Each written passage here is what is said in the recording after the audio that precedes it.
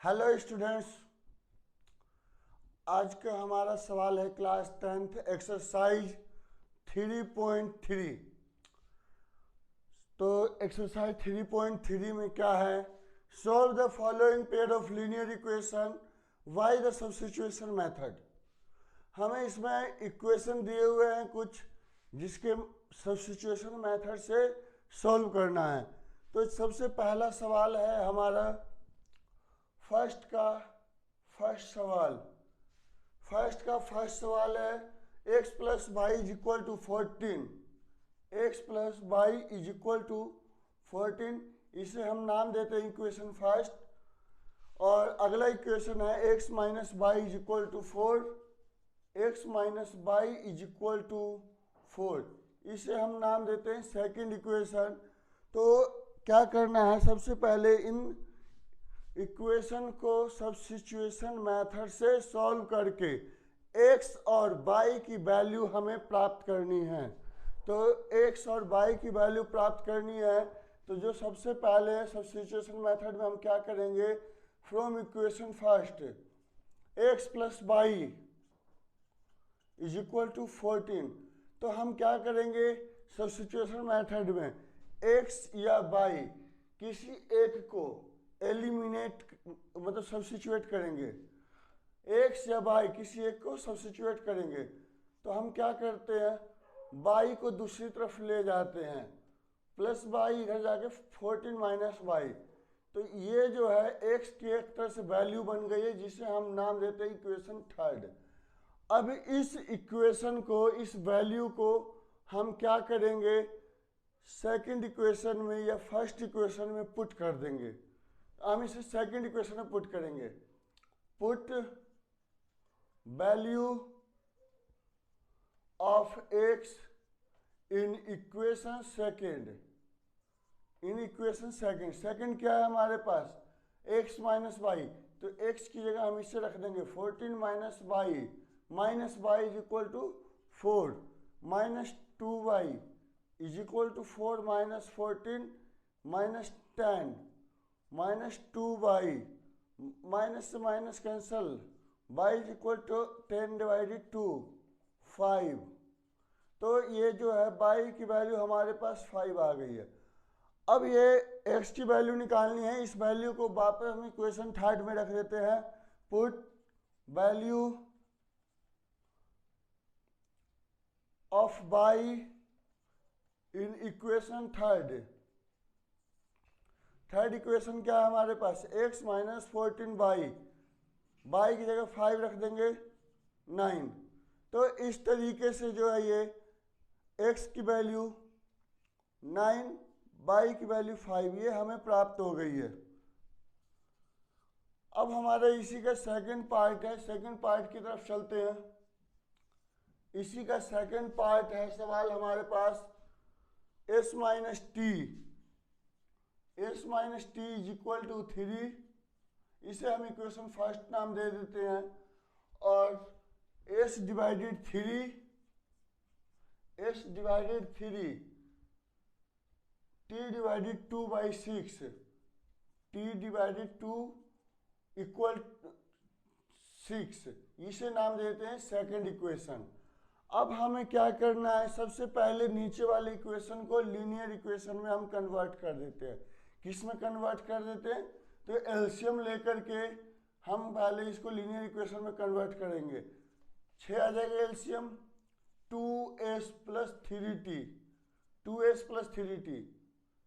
3 से इसको डिवाइड करेंगे, 6 को 2 आएगा, 2 को ऊपर मल्टीप्लाई 2s, यहाँ 2 से इसको 6 को डिवाइड करेंगे, 3 आएगा, 3 से ऊपर मल्टीप्लाई करेंगे, यहाँ 3t is equal to 6, cross multiply 2s plus 3t is equal to 6 36।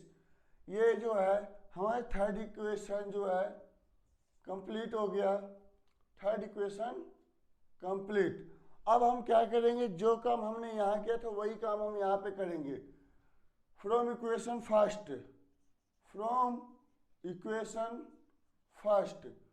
Equation है हमारे पास s minus t is equal to 3, s is equal to 3 plus t, इसे हम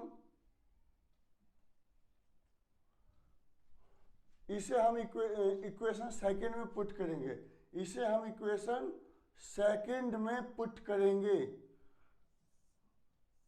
और इसका नाम देते हैं थर्ड इक्वेशन। इसे हम इक्वेशन सेकंड में पुट करेंगे। सेकंड इक्वेशन है 2s, s कितना है 3 plus t plus 3t is equal to 36। 3 2 6 plus में 2t plus 3t is equal to 36। 2t 3t 5t। 36 minus 6 is equal to 30, तो t is equal to 30 divided 5, 30 divided 5 6, t is equal to 6। अब इस value को वापस हम क्या करते हैं, इस वैल्यू को वापस इक्वेशन थर्ड में रख देते हैं। Put value of t is equal to 6 in equation third. Third equation में रख देते हैं s is equal to 3 plus t. 3 कितना है 3 प्लस में t 6 इज इक्वल टू 9। तो हमारे पास दोनों वैल्यू आ गई, s इज इक्वल टू 9 और t इज इक्वल टू 6। तो इस तरीके से जो है फर्स्ट के ये दोनों पार्ट सॉल्व हो गए। अब हमारा अगला सवाल है फर्स्ट का थर्ड पार्ट और फर्स्ट का fourth part.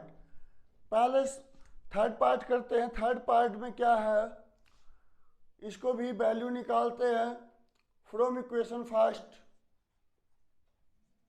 From equation first 3x minus y is equal to 3 minus y is equal to 3 minus 3x। हमने क्या किया, इस सवाल में y की वैल्यू प्राप्त कर लिए। क्योंकि y के पास कोई संख्या नहीं थी तो हमें y की वैल्यू आसान लगी निकालनी, इसलिए हमने y को पहले ले लिया। इसे हम 3x माइनस 3 कर देते, जिससे ये y की वैल्यू बन गई। इसे हम इक्वेशन थर्ड नाम दे देते हैं। अब इस वैल्यू को हम क्या करते हैं, इक्वेशन सेकंड में पुट करेंगे, सब्स्टिट्यूट करेंगे। Put value of y in equation second. Second equation है हमारे पास 9x माइनस 3y, y की जगह ये वैल्यू रख देना 3x minus 3 is equal to 9।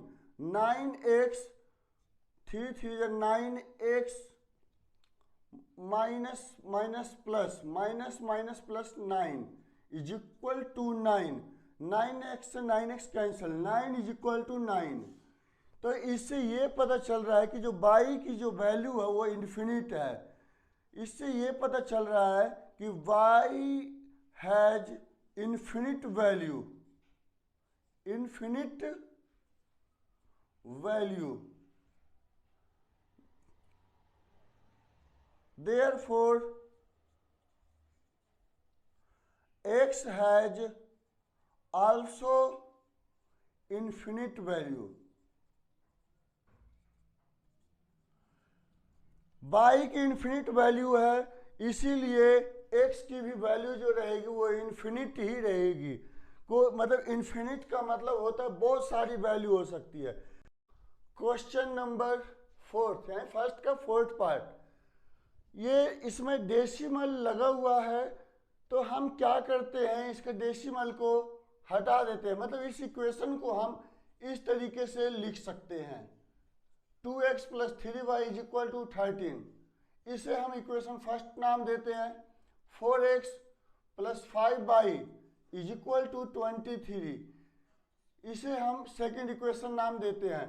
तो फ्रॉम इक्वेशन फर्स्ट से हम x की वैल्यू प्राप्त कर लेते हैं। From equation first 2x plus 3y is equal to 13।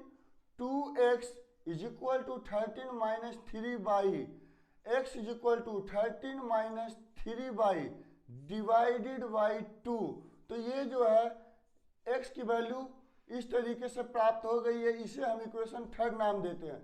अब इस वैल्यू को हम सेकंड इक्वेशन में पुट करेंगे। Put value of x, value of x in equation third equation है हमारे पास 4x, x की जगह हम इसको पुट करना है, इसे पुट करना है, इस संख्या को 13 minus 3y divided 2 plus 5y is equal to 23।